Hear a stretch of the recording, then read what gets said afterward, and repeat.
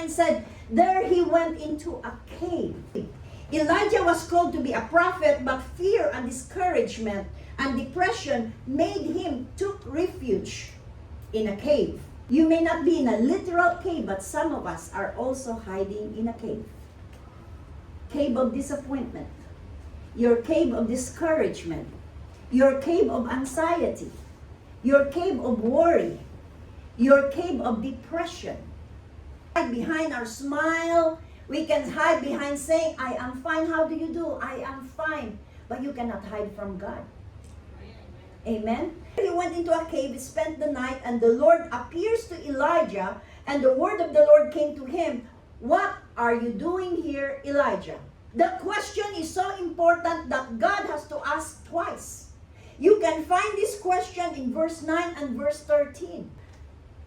Is he asking for information? No. God knows where Elijah is. God knows why Elijah is in Mount Horeb, because he was the one who sent Elijah there. He asked Elijah because he wants Elijah to have a self-examination. What are you doing here means, how did you get here? What happened to you? How did you get there? What kind of voice did you listen to? What kind of fear did you accept in your life? What disappointment brought you into this cave? And that is the question God wants to ask many of us today. What brought you to your here? Why are you here? Why are you holding on to your fear when God has already called you in faith? What are you doing in isolation when God has already sent people around you? What are you doing here? What are you doing in your guilt when Jesus has already paid for it?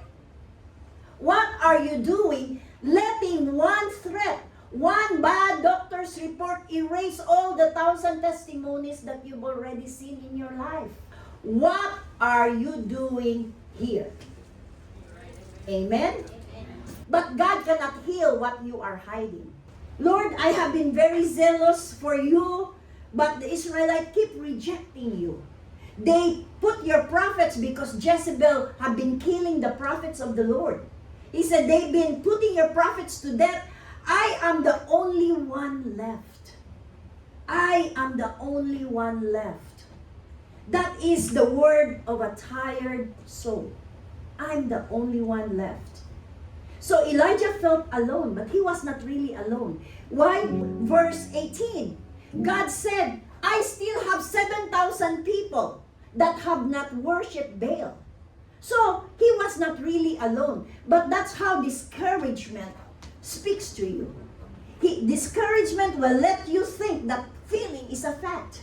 Discouragement will let you think that you are alone, that no one cares for you, that no one prays for you, that nothing will ever change in your life, that this is it. And the enemy feed on that. The enemy will let you think that you are alone. But God did not let Elijah continue with that lie.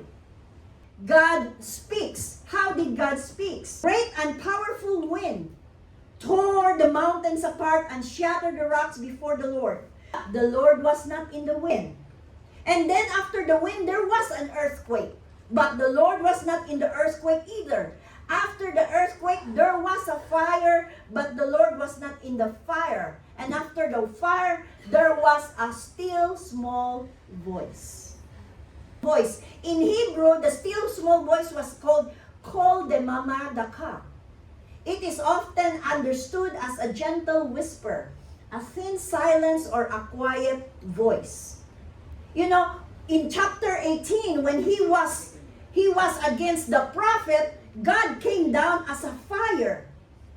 A fire. So Elijah must have expected God to come down also as a fire, but God came as a gentle whisper. Do you know that this is the only place in Scripture that God showed Himself as a still small voice? That God can speak to us in many different ways. Have God spoken to you? God can speak to you through Scripture. God can speak to you through somebody else, speak to you through dreams, through vision, and through a still small voice. There are times that God is just an inner witness of the Holy Spirit inside you. It may not be audible, but it is real. It's the holy conviction. You know, you get convicted. You know, it is a spiritual discernment. How many of you have made a decision that you can explain why? You pray for somebody, you don't even know that person, but you have that urge inside to pray for that person. There's something inside you that tells you not to sign because you don't have peace about it. There's something that tells you something. You know, that something is not something. That something is someone. And that someone is the Holy Spirit guiding you. Amen? The still small voice is not a public performance. It's an intimate communication between you and the Holy Spirit. It is meant to be an encounter between you and the Holy Spirit. The Holy Spirit does not have to be dramatic. The Holy Spirit does not come all the time with you laying here or running around. The Holy Spirit can be a quiet whisper. Amen? You can hear God from the message, from the sermon, but you can also hear God from a song. Sometimes a song came on and it's just exactly what you needed.